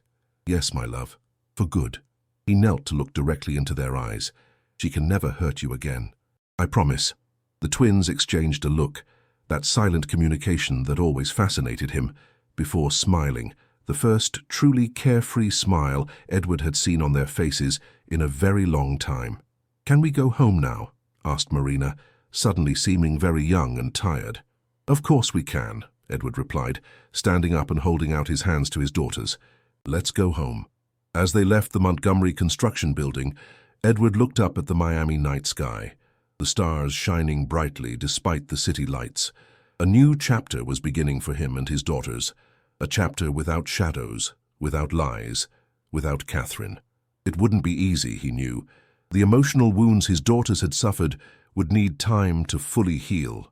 The broken trust would need to be patiently rebuilt, but for the first time in a long time, Edward felt a genuine hope for the future. "Dad," Melissa said as they got into the car, "do you think we can get a new dog to keep Thor company?" Edward smiled, feeling a lightness he hadn't experienced in years. "I think that's an excellent idea. We can go to the city shelter next weekend to pick one out." "And what about drum lessons?" Marina chimed in eagerly. "You said we could do whatever we wanted now. Drums, photography, surfing, cooking, whatever you want," Edward promised, starting the engine. "From now on, it's a new beginning for all of us." As the car pulled away from the city centre towards Key Biscayne, Edward allowed himself one last thought about Catherine. Not with anger or resentment, but with a kind of sad understanding. She had built her life on lies and manipulation, always seeking more, never satisfied. And in the end, she lost everything, including the chance to be part of a family that could have been hers, if only her heart hadn't been so empty. Looking in the rearview mirror at the twins in the back seat, already whispering excitedly about the new dog and all the possibilities the future held, Edward knew he had made the right decision. Not just today in confronting Catherine, but in all the moments that led to this one, trusting his daughters, believing them when all the signs pointed to something wrong, protecting them when they needed it most. The true test of a father was not in the easy moments, but in the difficult ones. And while he had failed by not seeing the danger sooner, he had finally passed the most important test of all, choosing his daughters above everything and everyone. "We're almost home," he announced, turning onto the avenue that ran parallel to the beach. The mansion came into view in the distance, its welcoming lights shining in the night. "Home," Marina repeated sleepily, resting her head on her sister's shoulder. "It finally feels like a home," Melissa added quietly. Edward smiled, feeling his heart overflow with love and gratitude. "Yes," he agreed. "It finally feels like a home." Chapter 7. New Horizons. 6 months had passed since the final confrontation with Catherine. The Montgomery mansion, once oppressive despite its luxury, had transformed into a true home. The walls, which Catherine had insisted on keeping in cold shades of white and grey, now displayed vibrant colours chosen by the twins: turquoise for the living room, sunshine yellow for the kitchen, and a colourful mural painted by local artists on the main wall of the entrance hall, depicting life in the Florida Everglades. On that Saturday morning, the aroma of pancakes and fresh coffee filled the air. Edward, now skilled in preparing the American breakfast, deftly flipped a pancake in the pan while chatting animatedly with Marina about the drum recital she had next week. "Are you sure you don't want me to call a private tutor to help with the final rehearsals?" he asked, transferring the perfectly golden pancake to a plate. Marina, whose hair now sported purple streaks, a small rebellion Edward had allowed after much insistence, shook her head confidently. "I don't need it, Dad. Mr. John said I'm ready. Besides, I don't want to look like the rich daddy's girl who needs extra help." Edward smiled, recognizing his daughter's growing independence. At almost 13, Marina was developing a strong, self-assured personality, so different from the scared girl of just a few months ago. "It's a difficult piece you've chosen," he commented. "That complex funk rock piece has rhythms that are challenging even for professional drummers." Marina shrugged, with the typical confidence of youth. "That's exactly why I chose it. I want to show I can do something really hard. The teacher said he's never seen anyone progress as fast as I have." "Your talent is undeniable," Edward agreed, hiding the overwhelming pride he felt. He knew that too much praise could seem condescending to a preteen, determined to prove her worth on her own merit. "And where's your sister?" he asked, glancing at the clock. It was unusual for Melissa not to be in the kitchen already, as she was usually the first one up. "In the backyard with the dogs," Marina replied, taking a bite of her pancake. "She's taking pictures for that school contest. Something about joy in motion or whatever." Edward nodded, remembering the photography contest the school had organized. Melissa, who had proven to be a talented photographer, was determined to win. Unlike her sister, who sought recognition through vibrant performances, Melissa found her voice in the quiet contemplation of photography, capturing moments that many would overlook. As if summoned by the conversation, Melissa entered through the back door, followed by Thor and Frida, the caramel-colored mutt they had adopted from the city shelter, just as promised. The camera hanging around her neck seemed almost too big for her small frame, but she handled it with the familiarity of someone who had found their true passion. "I got the perfect shot," she announced, her eyes shining with excitement. Frida jumping to catch the ball in mid-air, with the rising sun in the background. "It looks amazing." "I can't wait to see it," Edward replied, serving a pancake to the newcomer. "After breakfast you'll show me?" Melissa nodded enthusiastically, sitting down next to her sister. The dog settled under the table, hopeful for any crumbs that might fall. "Mrs. Allen said I have a good chance of winning the state contest if I keep improving like this," Melissa commented, accepting a glass of orange juice her father offered her. "She even lent me her special lenses for the trip." Edward smiled, remembering the young art teacher who had become a sort of mentor to Melissa. Deborah Allen, in her early 30s with her calm but inspiring energy, had been instrumental in helping Melissa find her voice through art. "Speaking of which, have you returned that photography book she lent you?" Edward asked. Melissa blushed slightly. "Not yet. She said I could keep it until I finished studying all the techniques." Marina gave her sister a light nudge. "Mel is Mrs. Allen's favorite student. She even invited her to help with that exhibition at the Perez Art Museum next month." "It's just a school project," Melissa protested, though the pride in her voice contradicted her words. "So, are you two ready for the trip?" Edward asked, joining his daughters at the table and changing the subject before Melissa's natural embarrassment could increase. The enthusiasm was immediate and synchronized. The trip to Mesa Verde National Park in Colorado had been meticulously planned over the past few months. It was the first big trip they would take together since the divorce, an opportunity to see the famous cliff dwellings the girls had dreamed of seeing. "I've packed my bag 3 times already," confessed Marina, her excitement evident. "I don't want to forget anything important." And I've recharged all the camera batteries, Melissa added. I read that the natural light there is perfect for photography at dawn. Our guide, Mr. Paul, is one of the most experienced in the region, Edward commented. He knows places that aren't on the usual tourist routes. Places where the dwellings are practically untouched after hundreds of years. Melissa's eyes shone. Do you think he'll let me photograph those special areas? I'm sure he will, Edward assured her. I explained your interest in photography when I made the booking. He was impressed to hear that someone so young already takes art so seriously. Edward watched his daughters chat excitedly about the trip, their hearts and minds clearly free from the weight that once oppressed them. The change was so profound that sometimes he had to pinch himself to believe it was real. It hadn't been an easy path, of course. In the first few weeks after Catherine's departure, the girls still woke up with nightmares, still hesitated before accepting food or drink they hadn't seen being prepared. Edward had found the best child psychologist in Miami, Dr. Hansen, who helped them navigate the healing process with patience and wisdom. Trauma doesn't disappear overnight, the doctor had explained in one of their joint sessions. But children have incredible resilience. With the right environment and proper support, they can not only recover, but grow stronger from the experience. The memory of a particularly significant session with Dr. Hansen came to Edward's mind. It had been about 2 months after Catherine left. The twins were making progress, but there were still moments of relapse, especially for Marina, who sometimes woke up screaming in the middle of the night. Her biggest fear isn't that Catherine will come back, the psychologist explained after an individual session with the girl.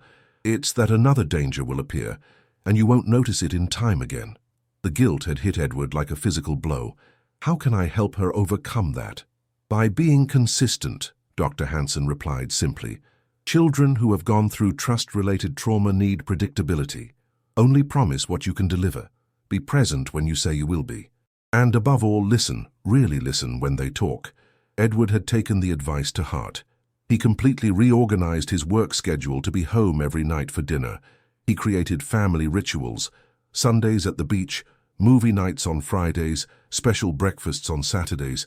And most importantly, when the girls spoke, he stopped everything to listen, really listen, without distractions.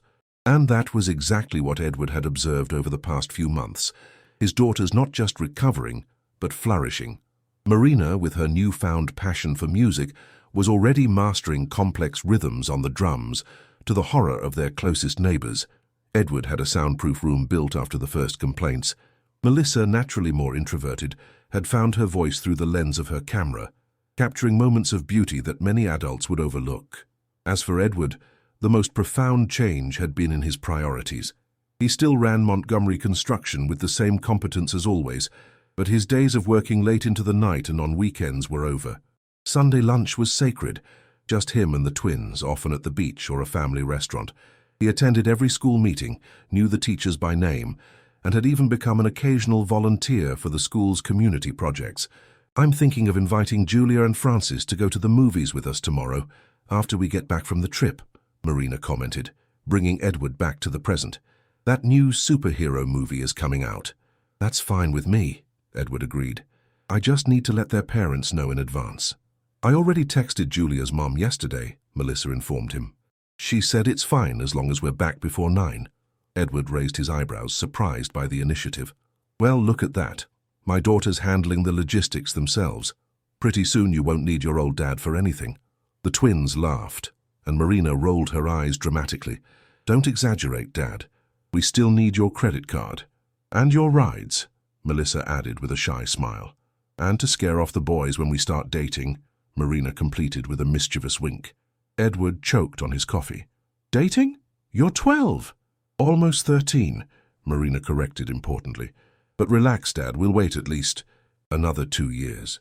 Maybe 3, Melissa chimed in, always the more conservative one. Edward shook his head, a mix of amusement and horror at the realization that his daughters wouldn't be children forever. It was a part of fatherhood he wasn't prepared for. The inevitable growth, the gradual independence, the hearts that would one day open to people other than him. The doorbell rang, interrupting his unsettling thoughts. Edward checked his watch, puzzled. They weren't expecting anyone this early on a Saturday. It must be the delivery of those books I ordered for the trip, Melissa commented, always practical. Edward stood up to answer, but Marina was faster, running to the door with the boundless energy that characterized her. "I'll get it." Seconds later, there was a cry of surprise followed by a disturbing silence. Edward and Melissa exchanged worried glances, and both stood up immediately, heading to the entrance hall. The scene they found froze Edward in place. Marina was standing in the open doorway, as stiff as a statue. In front of her, equally still, was a woman of about 40 with dark hair framing a face that, despite the passing years, was unmistakable and painfully similar to the twins. "Louise," Edward murmured, his ex-wife's name escaping like an involuntary sigh. The woman shifted her gaze from Marina to face him, her eyes the same honey-colored eyes the twins had inherited, shining with unshed tears. "Hello, Edward," she replied softly. I'm back." Melissa, who had remained slightly behind her father, stepped forward, positioning herself beside her sister.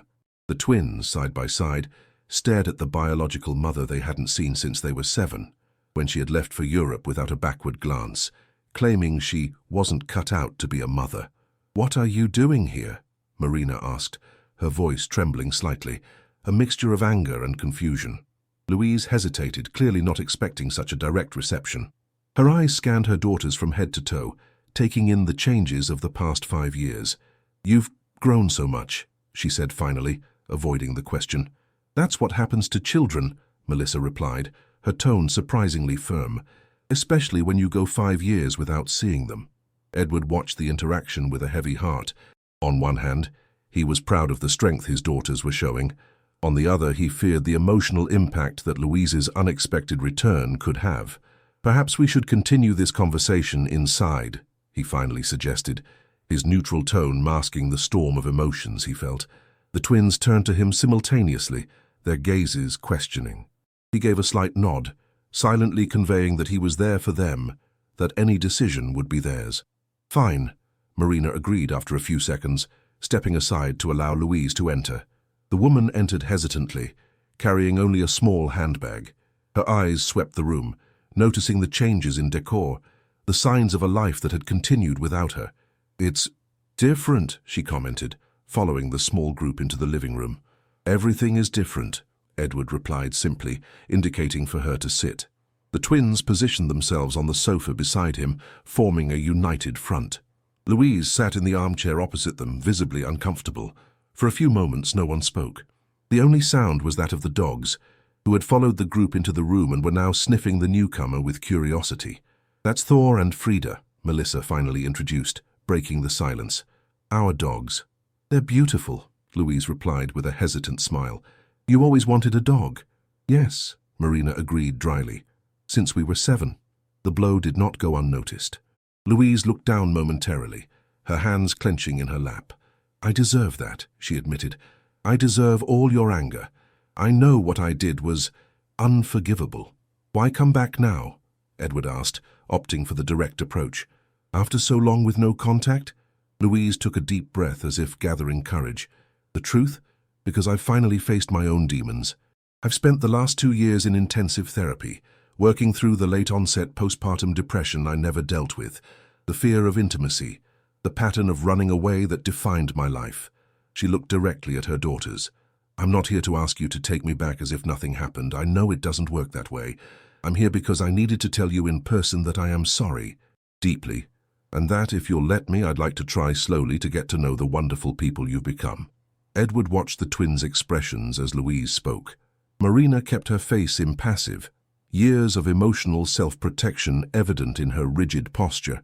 Melissa, always more open with her feelings, was biting her lower lip, a habit she'd had since she was little when she was nervous or confused. "Are you really better?" Melissa asked after a long silence, her voice little more than a whisper. "Or are you going to run away again when things get hard?" The question, so direct and so profound, seemed to catch Louise off guard. Her eyes widened slightly, and for a moment she looked truly vulnerable. "That's a fair question," she replied finally. "For a long time, running away was my default defense mechanism. When things got complicated, when intense emotions came up, I just left." She paused, choosing her next words carefully. "What I can say is that I'm working on it every single day. I can't promise I'll never feel the urge to run again, but I can promise that I now have the tools to recognize that urge and resist it. I'm learning to stay, even when it's hard. The ensuing silence was thick, heavy with unspoken emotions. Edward watched the twins process their mother's words, their identical faces reflecting the complex mix of feelings they must have been experiencing. "Do you know what we went through after you left?" Melissa finally asked, her calm voice belying the intensity of her words. Louise shook her head slowly. "Not entirely. Edward sent occasional emails in the first few years, but—" She hesitated. "I read them, but I rarely replied. Like I said, I was running from everything, including my own guilt. Our dad got married again," Marina continued, taking over, "to a woman named Catherine. She hated us. She mistreated us when Dad wasn't looking. She put drugs in our food. She planned to send us abroad without Dad's real consent, just to get rid of us." Each word seemed to hit Louise like a physical blow. Edward watched the color gradually drain from her face, her eyes widening in horror. "My God," she whispered. "I didn't know. I never imagined." "How could you have known?" Melissa replied, her voice now softer, almost understanding. "You weren't here." "But everything's fine now," Marina intervened, straightening her shoulders. "We handled it. We found out what Catherine was doing, we showed Dad, and he sent her away. He protected us. He always protects us." Edward felt a wave of emotion hearing Marina's words, realizing the trust his daughters placed in him despite his past mistakes. It was a kind of faith he strove daily to deserve. The look Louise gave Edward was filled with an emotion he couldn't quite define: gratitude, regret, perhaps a hint of jealousy at the evident bond between him and his daughters. "Thank you," she said simply, addressing Edward, "for taking care of them when I couldn't, or rather when I chose not to." Edward nodded, acknowledging the thanks but remaining neutral. This moment wasn't about him or Louise. It was about the twins and what they needed. "Where are you living now?" he asked, shifting to practical matters. "I've rented an apartment in Coconut Grove," Louise replied. "I've gone back to work as a translator, but freelance now, which gives me more flexibility." "So you plan to stay in Miami?" Melissa asked, something unreadable shining in her eyes. "Yes," Louise confirmed with a nod. "I plan to stay. I'm not running anymore." "And what if it gets hard?" Marina challenged, still clearly skeptical. "What if you find out being a mother isn't what you expected again?" Louise didn't flinch from the direct question. "I have no illusions about it being easy, Marina. I know I hurt you deeply. I know that trust, once broken, is very hard to rebuild. I'm prepared to work on it for as long as it takes, even if in the end you decide you don't want me in your lives. At least I'll know I tried to repair the damage I caused." Edward saw a slight relaxation in Marina's posture. It wasn't acceptance, not even forgiveness, but perhaps the first sign that she was willing to at least consider her mother's words. The twins exchanged a look, that silent communication that so intrigued Edward. Something important was being decided in that moment, something only they fully understood. "We're going on a trip today," Marina announced abruptly. "To Mesa Verde, to see the cliff dwellings." Louise blinked, surprised by the change of subject. "That sounds wonderful. You were always fascinated by history." "We'll be gone for a week," Melissa added. "When we get back, maybe we can get some ice cream, talk some more." Louise's face lit up with restrained hope. "I would love that." "We're not promising anything," Marina warned, always the more direct one. "Just a conversation." "It's more than I deserve," Louise replied sincerely. "And I will cherish every moment you're willing to share with me." Edward watched his daughters, marveling at their maturity and strength. They hadn't forgiven Louise. Perhaps they never would completely, but they were willing to at least listen, to give a small chance. It was more than many adults would do under similar circumstances. "Well, we have a lot of preparations to finish before the trip," Edward said, signaling that the initial conversation was coming to an end. "Perhaps it's best we continue this when we return," as the girls suggested. Louise nodded, standing up. "Of course, I don't want to disrupt your plans." She hesitated, looking at her daughters with barely contained emotion. "May I hug you before I go? Or is that too much to ask?" The twins exchanged another look, and after a moment of silent consideration, both stood up. The hug they offered was brief and somewhat stiff, but it was a start, a small portal open to future possibilities. Before leaving, Louise handed each of them a small card. "My phone number and address," she explained. In case you want to get in touch before you come back from your trip, or after, whenever you're ready." After Louise left, a thoughtful silence fell over the room. Edward watched the twins, respecting their space to process what had just happened. "Are you okay?" he finally asked, his voice gentle. Marina shrugged, feigning disinterest, though her shining eyes betrayed her. "We're fine. It's not like she can hurt us again, right? We've already survived the worst." "We're not promising anything," Melissa reinforced, always the more cautious one. "We just thought maybe we could hear what she has to say." "I didn't expect to feel anything but anger," Marina admitted after a moment, surprising Edward with her frankness. "But when I saw her standing there, looking so nervous, I don't know, it was weird." "She seems different," Melissa added thoughtfully. "Not just older, but like more present." Edward nodded, understanding exactly what Melissa meant. The Louise who had just left seemed more substantial, more connected to reality than the ethereal, distant woman he had known years ago. "I think that's a very mature decision," Edward commented, pride evident in his voice. "And I want you to know that whatever you decide in the future, whether you want to get to know her better or prefer to keep your distance, I will support you completely."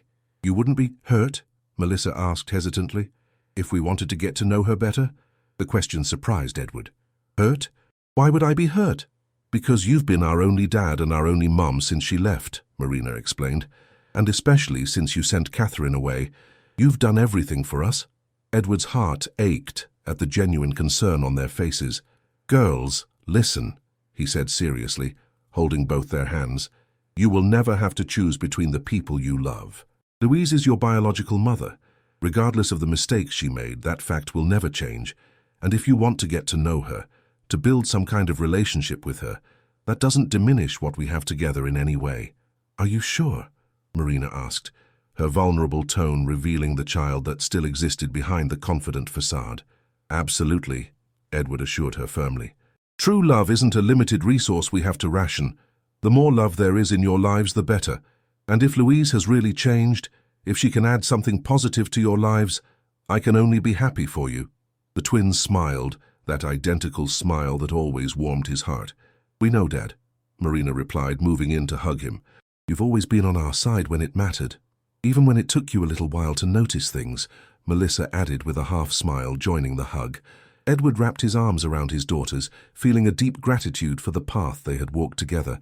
From a family fragmented by abandonment, manipulated by a malicious presence, to this moment of strength and unity, it was almost miraculous. "Well, I think we'd better finish those preparations for the trip," he said finally, gently pulling away. "The plane won't wait for us." The following hours were filled with the lively bustle of final preparations, bags being checked, cameras and batteries organized, checklists consulted repeatedly. Louise's unexpected visit hovered at the edges of their consciousness, but it didn't dampen the excitement for the adventure that lay ahead.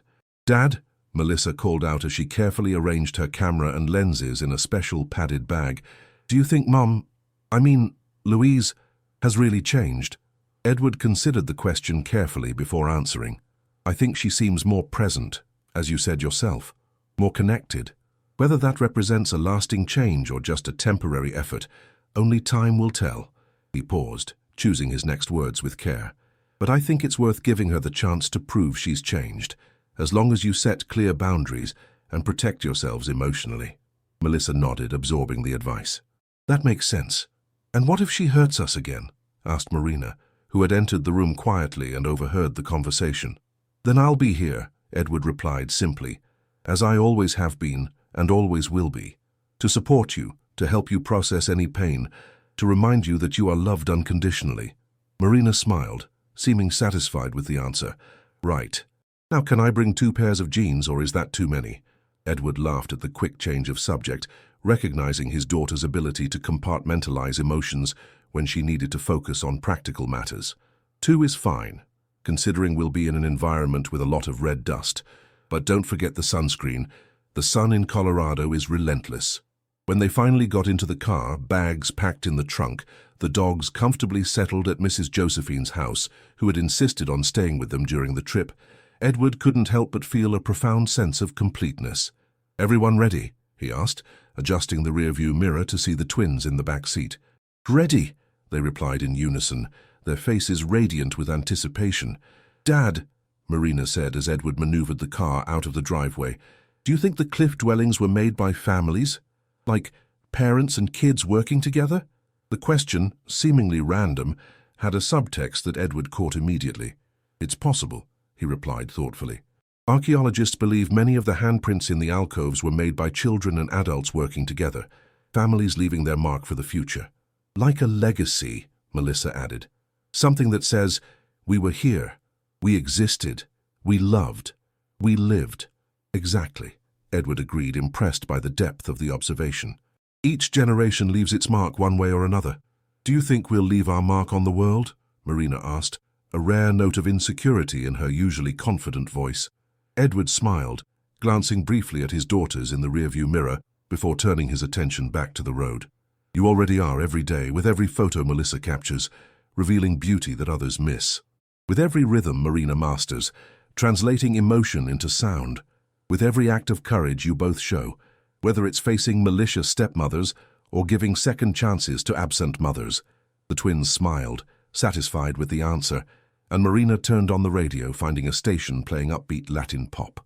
Soon the car was filled with the lively music, and the girls began to sing along, knowing every word to the songs that had been part of the soundtrack of their lives since they were little. As the car pulled away from the mansion, Edward reflected on the extraordinary journey they had travelled. From the shadows of Catherine's manipulation, they had emerged stronger, more united. And now, with Louise's unexpected return, they faced a new chapter, not necessarily one of easy reconciliation, but certainly one of growth and possibilities. The future stretched out before them like the open road, with challenges, no doubt, but also filled with promise. And for the first time in a long time, Edward was genuinely eager to discover what came next, confident that together, he and his extraordinary daughters could face anything life threw at them. Glancing in the rearview mirror one more time, he saw Marina and Melissa talking animatedly, their similar profiles silhouetted against the blue Miami sky. His daughters, his brave, resilient, incredible daughters, were his greatest pride, his greatest treasure. "Hey, Dad," Marina called, leaning forward between the front seats. "I was thinking, when we get back from the trip, can we redecorate your room too? That wallpaper is so—" "Catherine."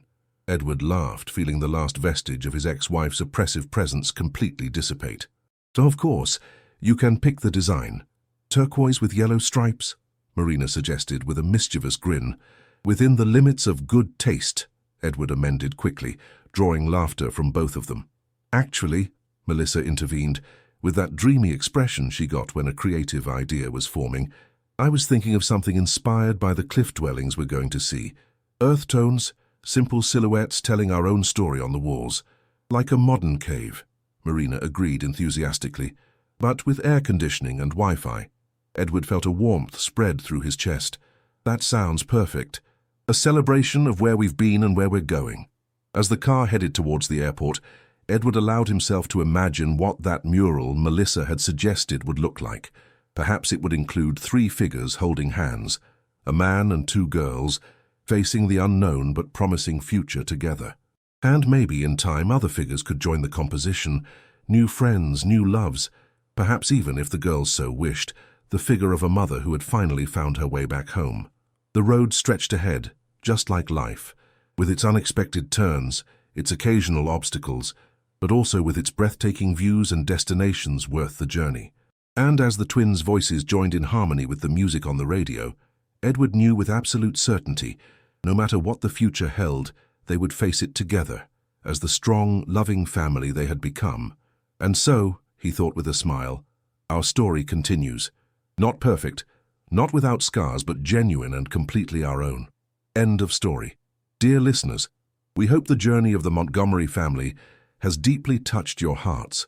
This narrative about overcoming adversity, rebirth, and the unshakable power of family love reminds us that even in the darkest shadows, the light of truth always finds a way. To continue this emotional journey, we have prepared a special playlist with equally captivating stories about families facing extraordinary challenges. Find it here by clicking to your left. What did you think of the ending? Should the Montgomery family give Louise a second chance? Are the twins right to make space to get to know their biological mother, or should they protect their newly healed hearts? And what other adventures do you imagine for Edward and his daughters in Mesa Verde? Share your opinions in the comments. Your voice is extremely important to us, and inspires us to create new stories that explore the complexities of human relationships. If this narrative resonated with you, don't forget to subscribe to our channel and leave a like on the video. Every day we bring you unique stories that illuminate different aspects of the human condition: love, loss, redemption, and hope. Until our next meeting, where another exciting journey awaits, thank you for sharing this moment with us.